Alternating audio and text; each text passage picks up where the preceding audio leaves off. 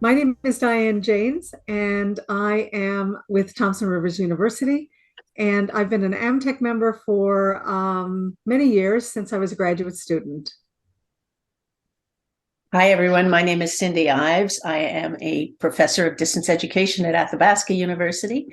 I have been involved or I was involved in AMTEC beginning back in the 1980s when I worked for the National Film Board. After that, I was a distance education developer, program developer, and designer at Laurentian University, and was an AMTEC member, continuing through that, and then through my Ph.D. studies in educational technology at Concordia University. And I'm currently the past president of CNIE, we'll talk about that a little bit later. And I'm Chris. I'm the manager of the learning design team at University of British Columbia. My involvement with AMTEC goes back to the 1990s, where I served a few years on the board, and also I was a Commonwealth Relations Trust bursar. Most recently, I've been involved with the AMTEC Trust. So we're going to turn it over to Rick in a moment, but first, Rick, I want to show you the consent form, and give me a second while I share screen. I can find it now. There it is. Share. You seeing that, Rick? I am. All right. Do you need to read through it, or you had to read through and you're okay? Yeah, I had to read through before and I was feeling guilty that I hadn't filled it out and sent it to you. So I'm fine with everything. Okay. That's all we need to know. All right. And I'm going to spotlight you, Rick, so you'll be on the big screen for everybody. And I'm going to turn it over now to Diane, who's going to do a little brief introduction about the AMTEC History Project, and then we'll start our conversation with you, Rick. Yes, the AMTEC History Project started in 2022 when myself and Chris and Cindy were thinking about the fact that AMTEC's 50th anniversary was going to be happening in 2023. And 2020 in 2023, and we wanted to start to look at where the materials were. We knew that they were all over the country. We wanted to create and collect and organize the AMTEC materials. We also wanted to set up an opportunity in a historical way for future educational technologists and also historians to have an opportunity to hear the voices of those that were key to the design and development of AMTEC and also its history over the past 50 years. We've started to digitize some of the collection. We've started, and this is one of our interviews with former and current AMTEC members and leaders. And we were also interested as well in making sure that we had an opportunity to really share this particular history with future generations. So given that the AMTEC project is an opportunity for us to hear the voices of our memory keepers in terms of the work that was done with AMTEC in the past, it's my awesome pleasure to introduce Dr. Rick Kenny for an interview with us. And Rick, would you be kind enough to introduce yourself? You just did. In much more detail, perhaps. So a little history then, you mean, of me, the person? Yes, Yeah. you the person. Me, the person, yeah. So I guess it starts back in 1971, 72 when I started with the Lakeshore School Board in Pointe-Claire, Quebec, and where I grew up and went to school at Lindsay Place High School.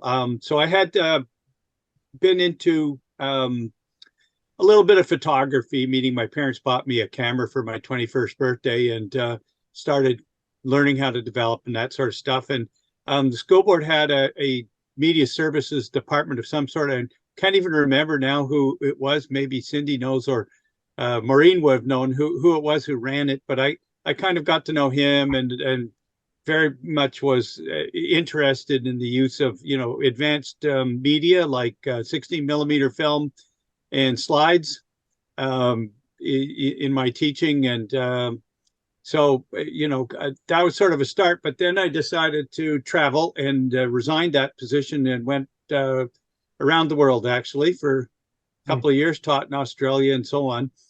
And when I got back, I was faced with jobs were actually tight in Quebec at that time. So, and I had driven for Brewster Transport taxi before I started my teaching degree, and I just loved being in the Rockies. I have family from there. My dad's a Westerner.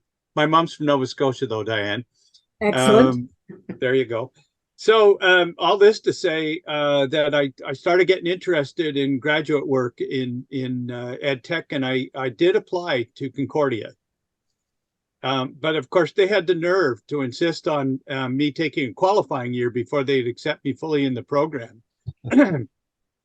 So I said, see you later. And I moved to Calgary and applied for an elementary school teaching job and ended up with the Calgary board for 13 years before I went back to school again.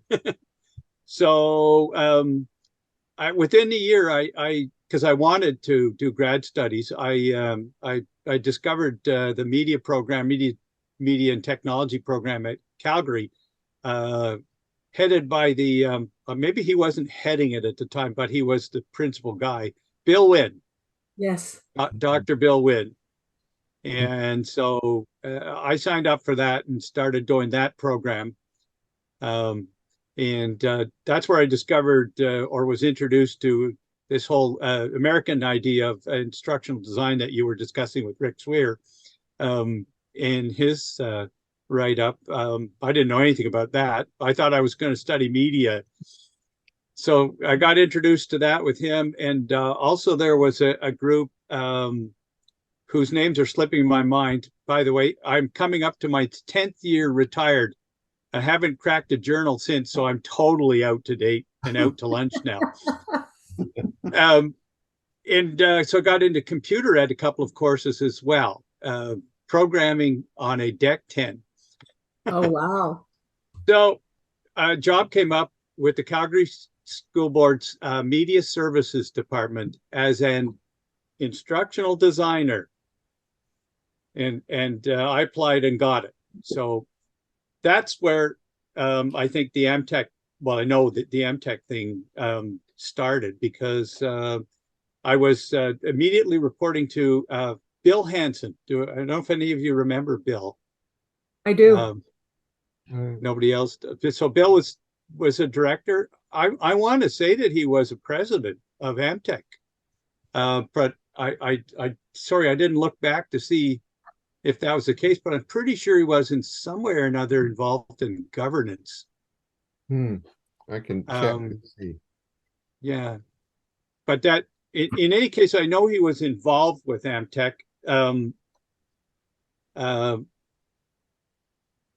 Now that I'm saying this, I could be wrong. There was two things that were going on, and in terms of like groups getting together, if you will, media groups. There was an Alberta group that used to get together. Bill Wynn would join us, and we'd go off somewhere like this resort or ski resort at Red Deer in the summer, and we'd be, take a room there and for the day, and I don't really recall what that group's name was, but people like Tom Colbins was another person at Media Services. So those names people are like shaking their heads. So it's possible that because Bill passed away quite a number of years ago, and so I've lost track of that group. But in any case, all of a sudden, not being a classroom teacher, I got free to go to conferences and things. And I know that I was introduced to AMTEC at that point. And it was sort of like, we're going to go to this media association conference and we're paying your way. And I'm thinking that Regina was the first one I went to, or it might have been a Winnipeg. Yeah. And that would have been around what time, Rick? So that was 1980 to 1983. Okay. Yeah. I had the position for 3 years until I fell afoul of budget cuts And then I was, yeah, and by the way, in that period of time, I also completed my M.Ed with Bill. I actually switched over from an MA, much to his annoyance, because I couldn't see how I could go back to school full time, and I was supposed to do a year residency. I probably could have got away without doing that, but in any case, I did not do a thesis route that at that point. So I had a completed M.Ed, and then I did go back to the classroom for 5 years as a school librarian, which was, sort of half-time looking after a little library and half-time scooting around teaching French and science and stuff to various classes instead of having my own classroom. So Rick, you're right. So Bill Hansen was AMTEC president in 1985. So yeah, but that was after I worked for him, though. Okay. Yeah. So I don't know if the name Lorne McCrae means anything to any of you either. And Lorne was not involved with AMTEC, but he was quite involved with, he was the head of the media services and quite involved with the Library Association, Canadian Library Association. And so anyway, so that was where I started. I did 3 years as trying to figure out what an instructional designer is supposed to be in a school board system from in 1980 to 1983. What did I do? I remember I wrote and designed a sound film strip on using a library at one point, and wrote scripts for and helped to develop a couple of videos, selected films for the Calgary Board's film library, that sort of thing. I think we might have to have a little side videos explaining what slide cassettes are. You mean that people don't know?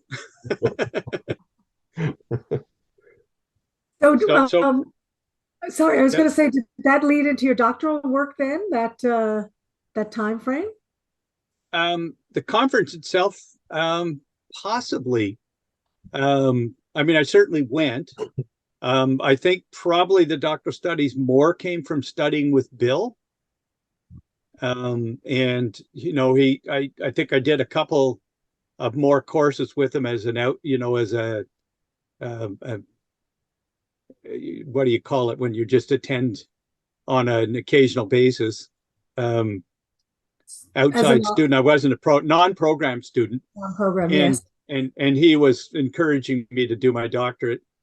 And I had to persuade Jocelyn, because at that time, that was before Bruce Clark went to Calgary out of Syracuse. And that was also, and Bruce was the one who started the doctoral program in instructional design or ed technology, whatever they call it, at Calgary, where Michelle Jacobson and whoever's still in that department now, Yes. came from. So, yeah.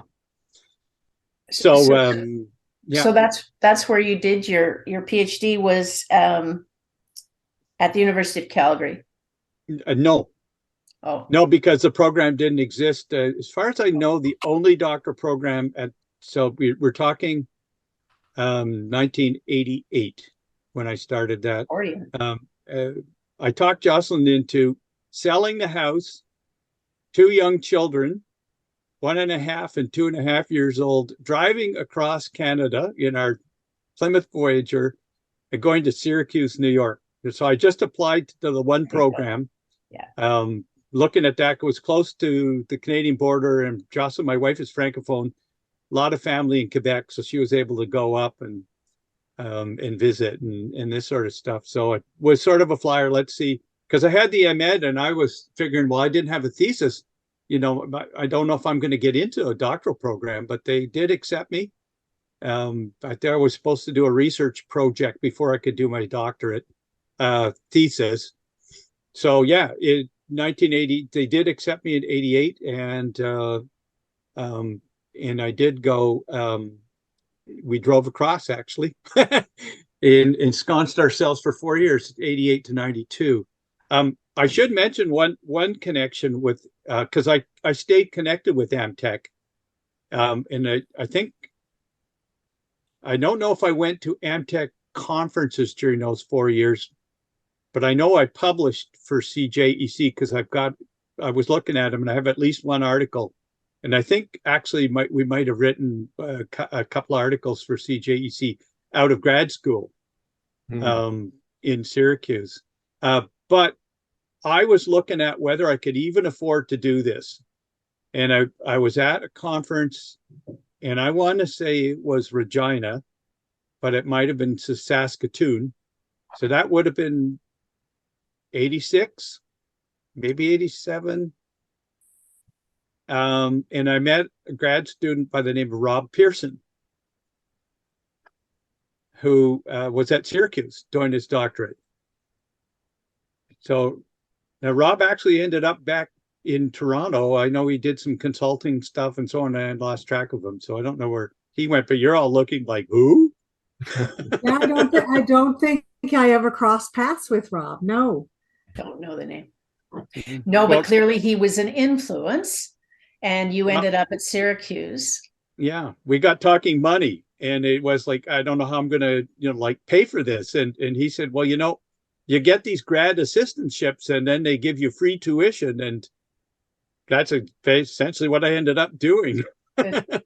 That's good. So that's a memory that sticks with me. So Rob obviously came back at that time and was at an AMTEC conference in and I'm sure it was the prairies, so it might have been, maybe it was Winnipeg, but it was definitely on the prairies. Yeah. So I think that one of the things I would say that AMTEC kind of offered on, because obviously after the 3 years with the school board, that was kind of my media and technology at the K to 12 level involvement. As say at the practicing level, until Diane, until I came over to UBC. And then I think mostly it's been an academic kind of a connection. So I never was involved in governance of any sort. Not that I can recall. Might have blocked it out. So you talked about your early involvement in AMTEC and that connection with with other grad students and also your more practical side of your skill set at the time. What else did you feel happened with your connections with AMTEC? I mean, you mentioned the journal and so on. Were there other things that you can recall that where AMTEC was able to support or seemed to be a good place to make connections? In terms of early days? In terms of the early days and even in terms of later in your career. So, yeah, so that's the whole after Syracuse. Well, as I was saying, go back and look at CJEC. I know we looked to, or I encouraged, I wrote a couple articles with a gal who was a former librarian who was here visiting in the fall and in the summer. And do you think the name's going to come to me right now? But Jocelyn thinks I'm suffering from dementia. In any case, we definitely wrote a couple of papers for CJEC. I don't recall if I actually went to conferences. Again, my other main connection then was editing. So when I graduated, I got a position with U of Ottawa, and I was there for 7 years. And so that was a period of time when the journal was in some trouble, and a couple of years. And I won't mention names or anything, but I do know that at one point it was offered to me as editor, and I was actually in some tenure trouble at Ottawa, and was hesitant to take it at that time. And Richard Lewis was periodically putting out, a very small version of it for a couple of years there. Yeah. And then I just walked away from that position, and the tenure fight that I was having, and we had an opportunity to come west, work with a friend of mine who was a school teacher friend, a guy I used to teach with, who had gotten involved with a small educational computing company. So that got us to move to Courtney here on Vancouver Island. And, he set up the educational arm over here where he didn't want to leave. The company was in Vancouver. So I worked with them for a couple of years, and then it went under. Went on to do a little bit of work with Royal Roads. And then the position was offered to me as instructional designer at UBC. And Diane, I don't know if you recall, but I was commuting from Vancouver Island every week. I do. I remember. Yeah. I rented a room in somebody's condo, and I used to catch the 8:30 ferry and get in about 11 o'clock. And then on Monday, and I would work into the evening, and I would work Monday through Thursday and come home and work at home on Fridays. They were very supportive of me there. And there was very interesting people who worked there. I can't remember any, but I think one's name was James and the other was Crowley. Yes, those two reprobates. Oh, yeah. they were, and under Mark Bullen and Tony before, but I guess he was still the boss for at least most of that before he retired. I think he retired during that time. Tony Bates. Well, Mark Bullen being the associate director, or whatever his position name was. So, yeah. So that was, and that was an interesting time. That was actually really one of the best jobs I had, I think, even counting in my academic kinds of activities. And Mark got me to apply for associate faculty position with the UBC's Faculty of Education. They accepted me, so I was actually on faculty as well.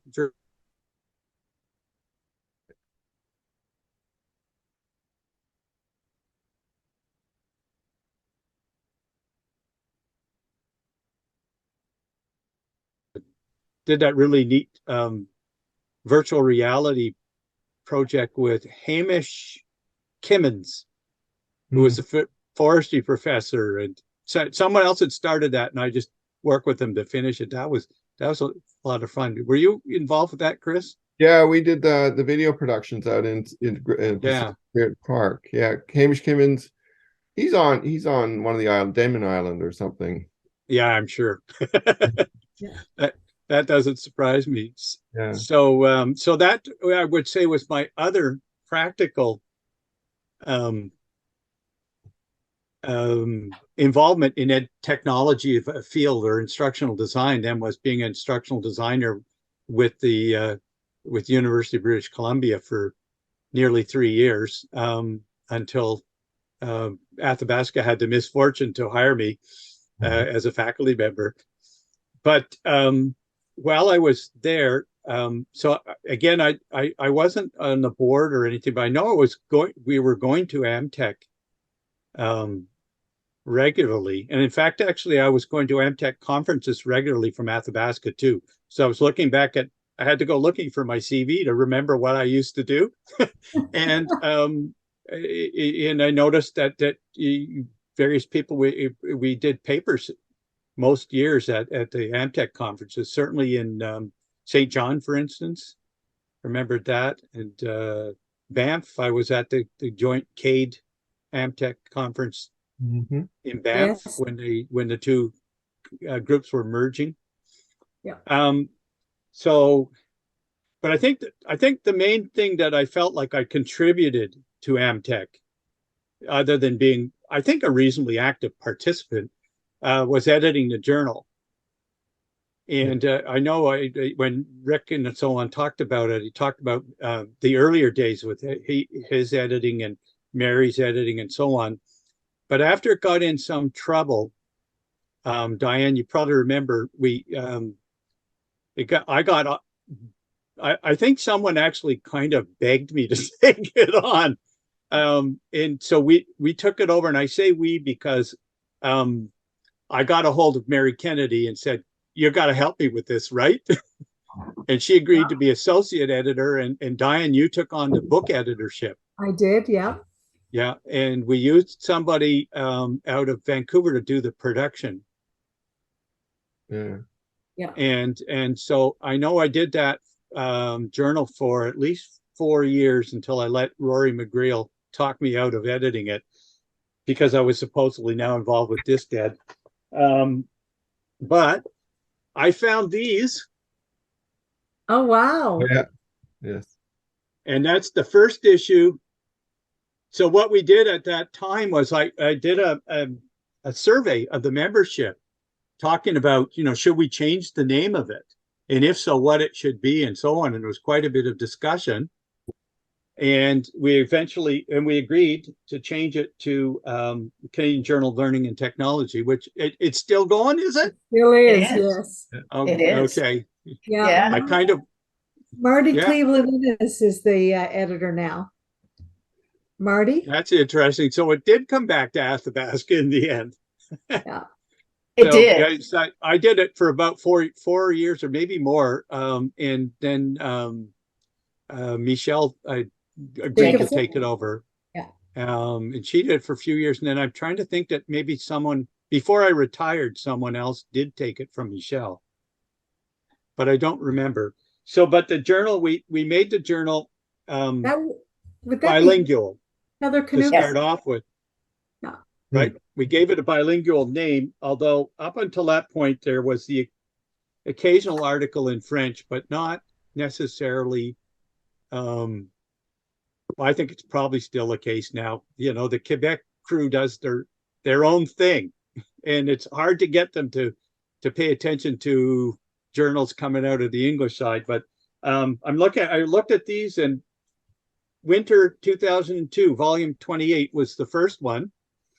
And then a year later, we went online.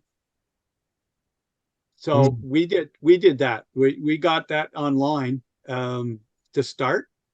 And then a year after that, I talked François Desjardins at Ottawa into being a francophone editor.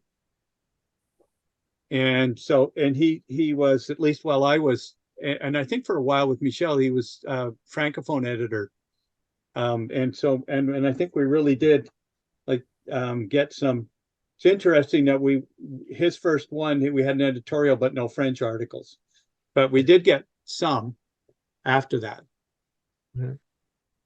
So I think that was kind of my chief contribution, where I actually gave something back instead of just using, shall we say. So I guess I'm going to ask you a more of a general sort of reflection question, and that has to do with, you were a young sort of emerging media specialist, and then you went to grad school and doctoral school and sort of started a more academic focus.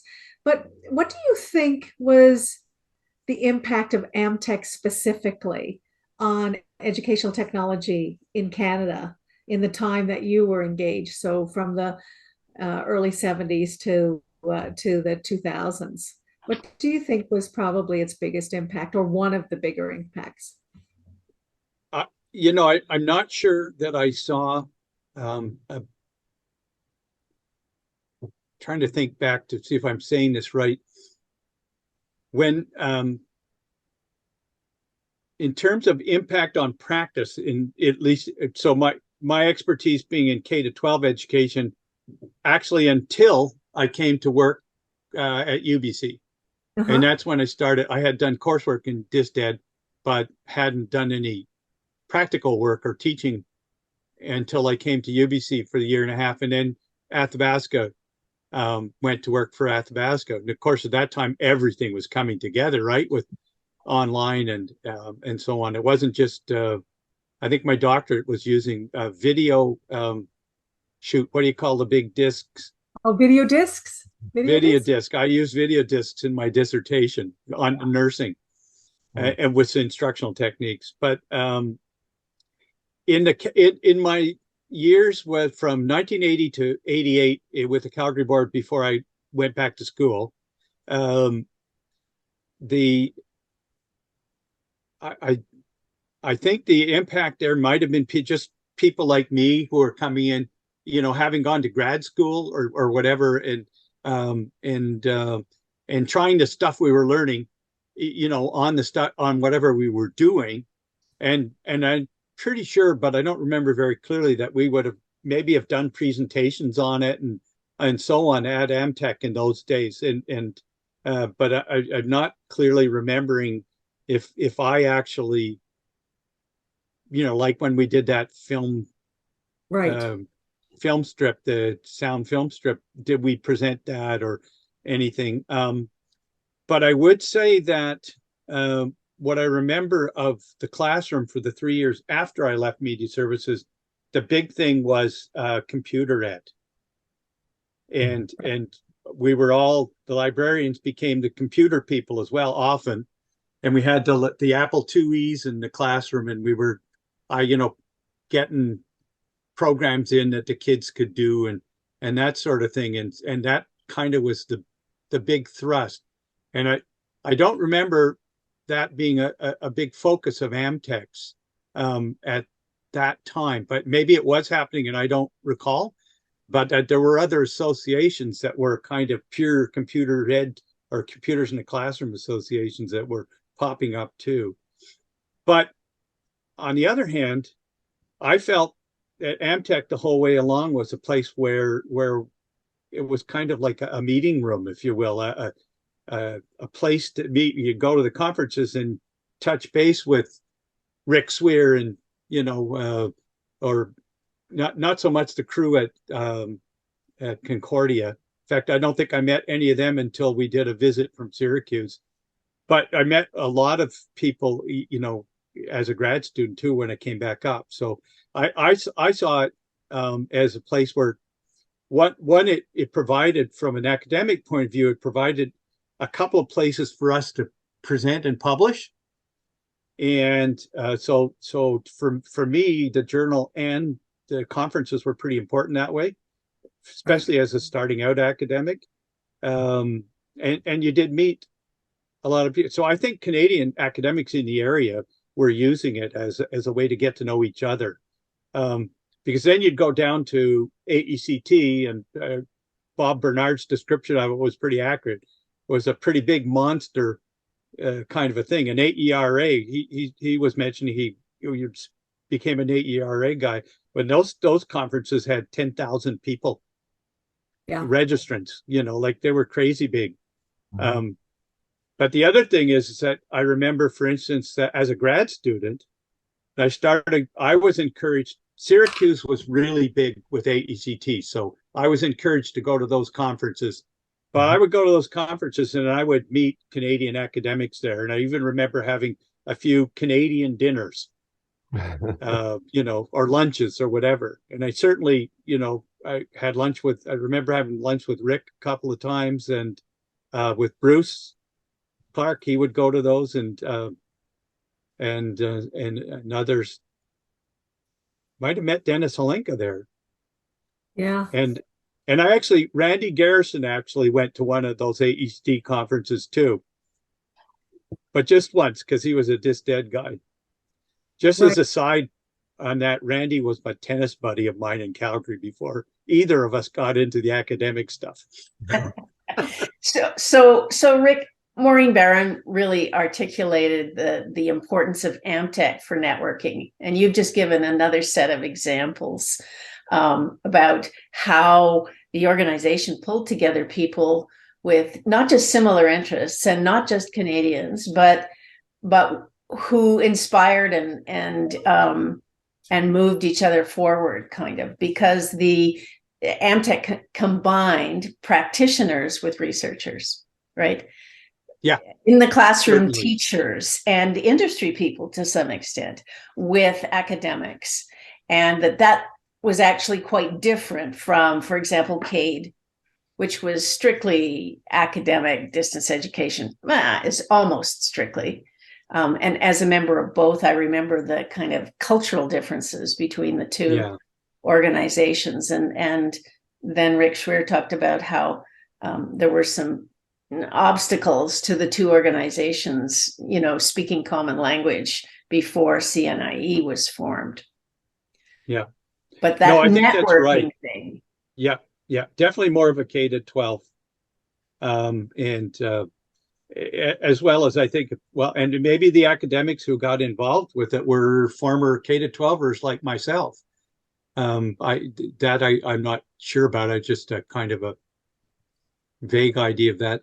I would say too, though, that the connectivity that happened in AMTEC and probably CADE as well, but I not know enough about CADE prior to our CNIE to really honestly say is that it was definitely an English speaking vehicle, but it kind of just reflects the country that the francophone people don't tend to be, like not large numbers of people are not fluently bilingual. Will learn to speak the other language, but becoming fluent enough to feel comfortable presenting or whatever, that takes a really high level of language. And I never felt my French was up to the level of presenting. And although I guess I could have, with help from Jocelyn, fix all the mistakes when I wrote a script out, I could have done that. But I certainly was reluctant to teach in French at U of Ottawa, for instance, which is a bilingual university. It's one of the reasons I tried with François to see if we couldn't get more interest in the journal. And I think we got some. But that book, Two Solitudes, the old classic, is still, at least by the time I retired, was still pretty accurate. That Quebecers kind of tended to look in academics towards French-speaking countries, and particularly France, and there were other associations that they had going, and their give and take was kind of across the Atlantic, whereas we were looking south. The English side. So, and it's not to be critical to anybody, but it's just, I think it reflects, the Canadian reality, and how whether that's still true 10 years from, because I haven't been involved for 10 years, so I have no idea what's happening now. Kind of wondering whether I made the right moves when I retired, but it's one of those. So I can say that I think that's less the issue than it was, but there are still issues around getting enough balance in the publications. But Diane, you know more about that from the IJEDE perspective. Yes, it's definitely it's interesting because and I mean, I'm being very general about this. What we're noticing is our uptake can often be francophone, but not necessarily Canadian francophone. We're attracting a lot of young, vibrant academics from the African subcontinent and Latin America in terms of wanting to publish in a Canadian journal. So I think the pandemic, certainly COVID, has broken down those kinds of barriers from a journal perspective, that people are seeking to publish outside of their own home regions. But then that adds the extra layer, because we're looking now and thinking about how do we find experienced and academically prepared reviewers for some of these contexts, which are not Canadian contexts, but legitimately contexts of their own culture and community. So, to try and honor those is sort of an issue at the moment. Language has just simply now become one of the issues that we grapple with, I think. Getting to be a small world.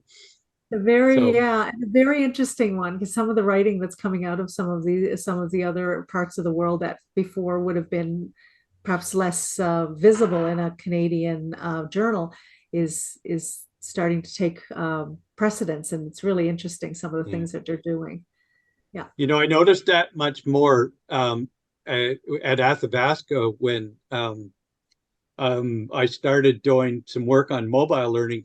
And I got involved with IMLearn, the international, basically a British-led organization.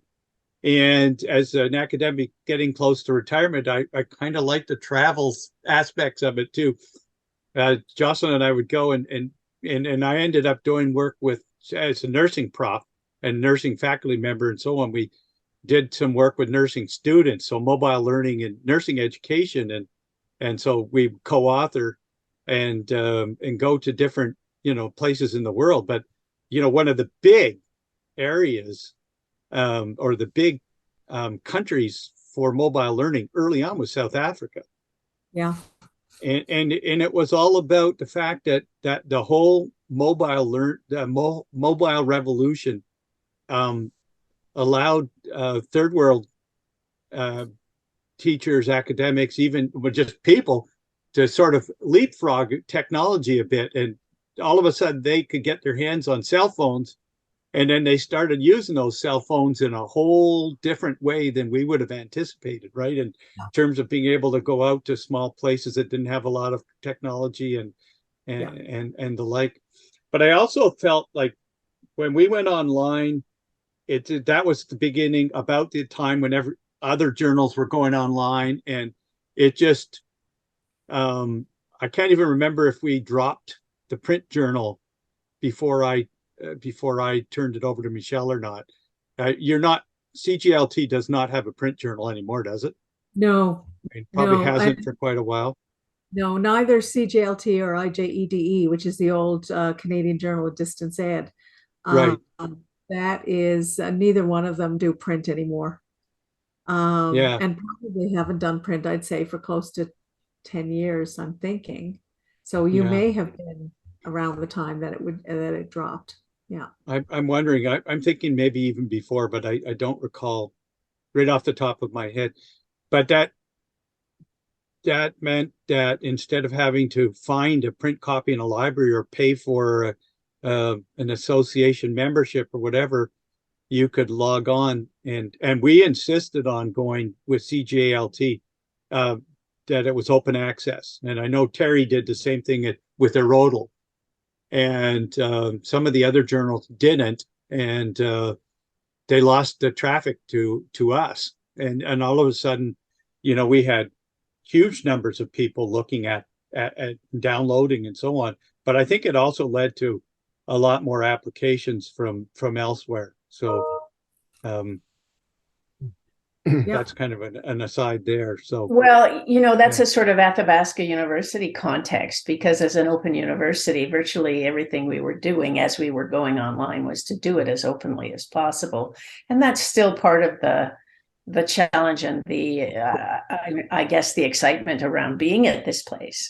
I want to take us a little bit sideways with regard to your instructional design background. And then you worked on the development of a course here that we still teach, that in fact I've been coordinator of up until just now, because I'm retiring in March, but which I used to teach when you were coordinator.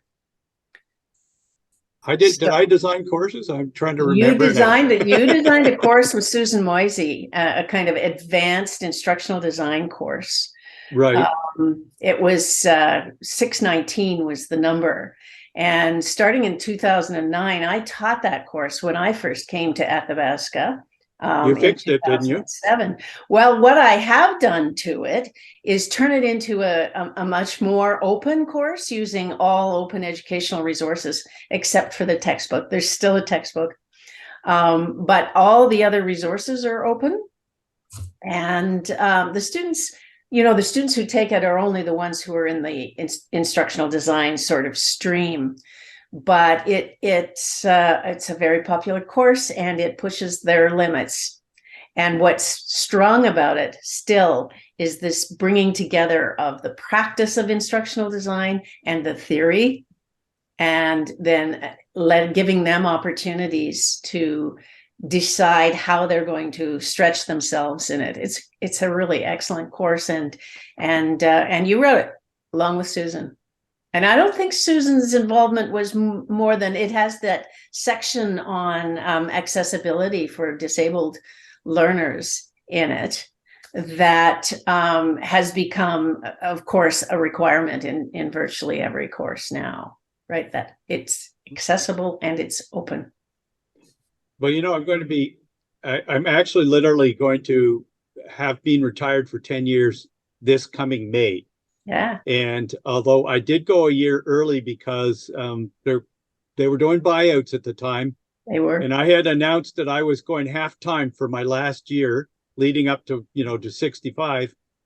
And they actually were silly enough to offer me a buyout. So I was faced with, the choice of do I work for my supper for a year or take the freebie? And we went with why would I do that kind of thing? I think my regret, although I have to say at the time I was pretty tired and feeling like I was ready to but the unfortunate thing, of course, is that I was not allowed to teach for Athabasca then for 3 years after. And I just kind of, my daughter got married a month later, and I stopped looking at journals and kind of just said, okay, I'm going to be a golf pro now. And that didn't work out very well either. But so I'm thinking back on those, and I'm having a very hard time even remembering what I was in that course anymore. Yeah. I think 605 was the introductory one. 604. 604.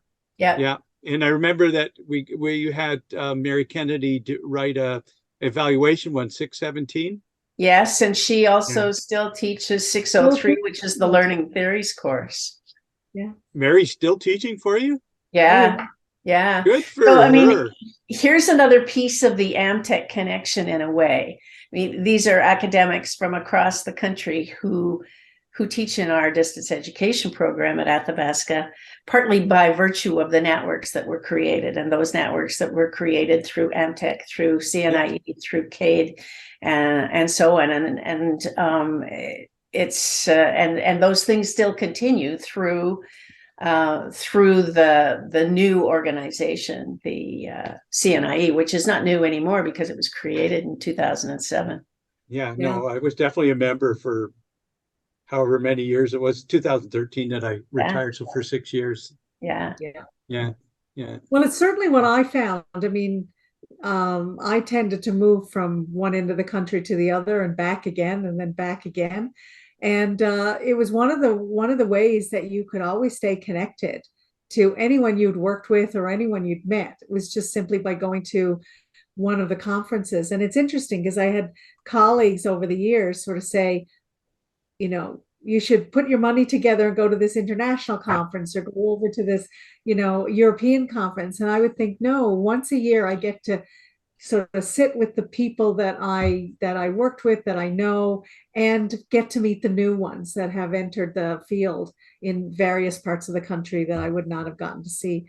So I must admit, it does become one of those places where you get the connection. And I have noticed that loss of that connection since the last conference, which would have been in 2019. It's no longer having CNIE conferences? Oh, because of that COVID, of course. They're conferences, but they are they're virtual up until the last couple of years. So 2023 conference will be a virtual symposium, not a full conference, but a symposium, 3 days. And 2024 will be an in-person conference.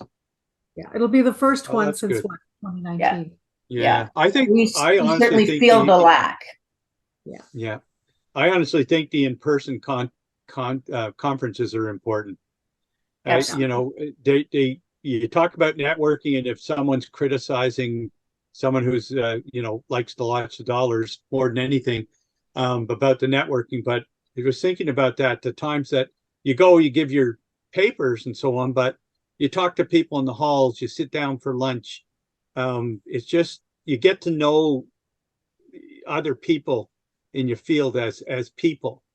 And it's interesting. I think Bob Barnard was talking in his about the fact that he, first had a little bit of connection with AEGT and then moved over to AERA, but he found it, he just found it impersonal, is what I read into it. And for me, AECT was something that I was indoctrinated into as a grad student, being at Syracuse, and I was even an intern for them, and so on. And for a while after I graduated, I found it important to go down there, and I knew the people. But I would say after a few years, I started, the grad students were all new grad students. I didn't know any of them. And there weren't any Canadian grad students down there much. That seemed to have disappeared, or at least I didn't connect with them. I gradually found that I didn't feel at home there anymore.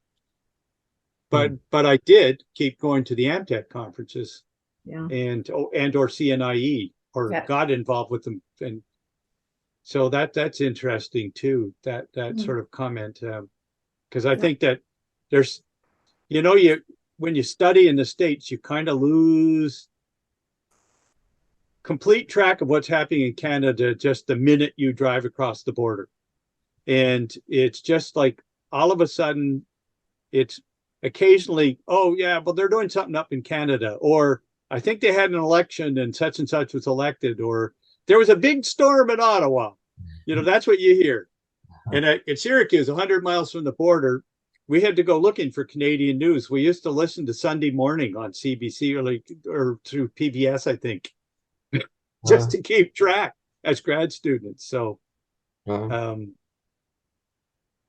I think so. I think that's, and that would probably have been true for CADE and a number of other associations, that we needed it in Canada, not to get overwhelmed with, or start thinking of ourselves as the, 51st through 57th state or whatever would happen to us if we were absorbed.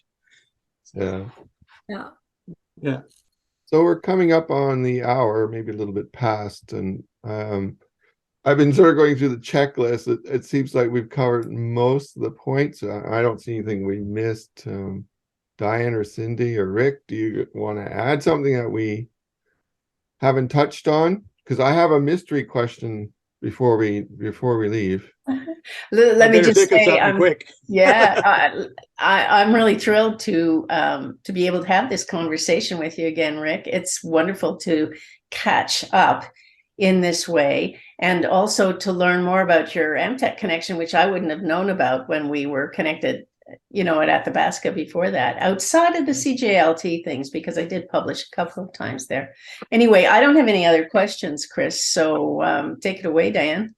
I'm actually good too. It's just so awesome to see you. And I'm going to say a very stereotypical thing. You haven't changed a day since the last time we met. So you're talking about my snarkiness as opposed to my looks, right? You're not talking about the snow on the roof? I am referring to both. I thoroughly enjoy as a person from Newfoundland. But it's been a real pleasure to chat with you again and to meet up, and you've brought back a lot of good memories of my time at UBC, because I agree, I think it was one of my most favorite times in my career as well. So I'm glad you were able to share it. That was a good place. It's nice to touch base again, and bring back old memories. There every now and then I'm sitting back and saying, did I do the right thing, or should I have just retired and kept teaching a bit and so on? I'm seeing things like, I think Terry's still editing Erodal, isn't he? And no. Did he finally stop? Retire. I think he really did retire. He really retired. He does. On the other hand, I would not trade retirement off at this point. It's really quite nice to be able to, get up around 7 to 7:30 and come down in our pajamas and have breakfast and read the news, but not newspapers. We're still modern retirees. And that, by the way, is my grandson. 4 years old in a couple of weeks. That's Hudson. Wow. So, and my daughter moved up here and is to took a position with North Island College, which is the local educational institution here. And Jocelyn was the Dean of Health Sciences there. Yeah. And Erin actually, she did a Bachelor of Nursing or a Bachelor of Fine Arts at UVic, and then did a instructional graphic design program here. And now they've hired her as manager of marketing. So she and her husband are up here, and they've actually bought into a local restaurant as well. So things are going really well, and we get to see Huddy, you know, a couple of times a week. And yeah, life's pretty good. It's a little cold for golf, but I actually went back up on Mount Washington for the first time this week in 2 years. So I'm kind of hoping I'm going to make myself get back up there at least 3 or 4 times a year and do some downhilling. So I'm saying, but I survived 6 runs and I didn't fall. So, Well done. That's great. and see, now that's an important historical thing to have in your project. Rick Kenny's skiing. Something to look forward to. Chris, you should ask your mystery question. Mystery. Just before that, I if you're ever at UBC, Rick, you can drop by. I'm the only one left there, I guess, in that same university services building. I know where your desk is and Diane's desk. So you're not there anymore. Obviously, other people taking over. But No plaques? no, but we can put a plaque. Oh, that's a good idea. We got a little plaque in the floor. This used to be Rick's desk. It used to be Diane's. Here lies. We could have our ashes sent there after. Oh, goodness gracious. All right. Okay. You know, outside or something. I've lost track. As a quick aside, I have lost. I think I asked Diane if she knew. I'd lost track of Mark Bullen too. So Mark's still around. I don't hear much from him. He had that big house in Point Grey, and then he downsized to a townhouse, and now I believe he's in a condominium. I'm still in touch with Alan Dory a little bit. Yeah, I'm still in touch with Alan, and yeah, Mark went from BCIT to the Commonwealth of Learning, I think, and then retired. Yeah. So my mystery question is around the AMTEC quilt, and I know you weren't involved in the government. I saw that. I saw that when you guys put that up in Rick Schweer's presentation. I know nothing. Sorry. We're just trying. Nobody does. It just kind of magically appeared. But I remembered it. Like when I saw it, I said, "Oh, yeah, I remember that thing." Yeah. Yeah. But I don't know. Yeah. I'm sorry. Yeah, that's okay. Well, if something twigs in your memory about it, let us know. But yeah, it seems to be the general consensus that no one really knows where it came from. Maybe whoever designed and did most of it knows, but wants it to be a mystery. I guess. So far we haven't found them. Otherwise, it's like the disappearance of the Celeste or whatever that mystery ship was that was Mary found with Celeste. no crew. That's right. Yes. So yeah, I also just, as Diane and Cindy were saying, I very much appreciate the chance to see you again and to catch up a little bit and actually rehash some of these old memories we had with the old DE&T crew. So it was good. It was good times. You can edit that stuff out, Chris. Which stuff? And then the old stuff. Oh no, my approach has been, and Diane can correct me, is to just put this up. It's an archive, and some grad student in 40 years will look at it and be inspired or take what they need from it. Yeah, well, it's kind of fun, or if nothing else, those of us who've been involved go back and look at a few of these things and say, geez, those guys are getting old. Yeah. A pleasure, Rick. A All pleasure. right. Okay, well, it's been great fun. I really enjoyed talking to you guys.